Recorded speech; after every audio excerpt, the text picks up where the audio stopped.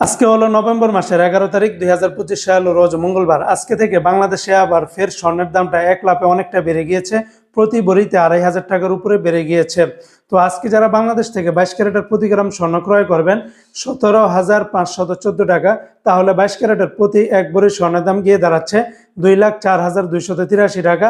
এক ভরি স্বর্ণ হতে লাগে 11 গ্রাম 664 পয়েন্টে।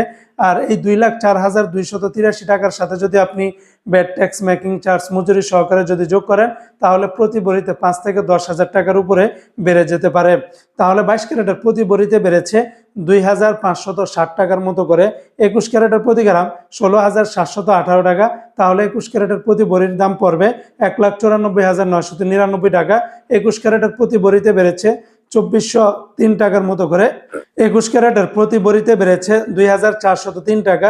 18 ক্যারেটের প্রতি গ্রাম 14,330 টাকা, তাহলে 18 ক্যারেটের প্রতি ভরিতে বেড়েছে 18 ক্যারেটের প্রতি ভরির দাম পড়বে 1,67,145 টাকা। 18 ক্যারেটের প্রতি ভরিতে বেড়েছে 2,064 টাকার মতো করে। সনাতন পদ্ধতিতে প্রতি গ্রাম 11,912 টাকা, তাহলে সনাতন পদ্ধতিতে প্রতি ভরি 1,38,942 টাকা।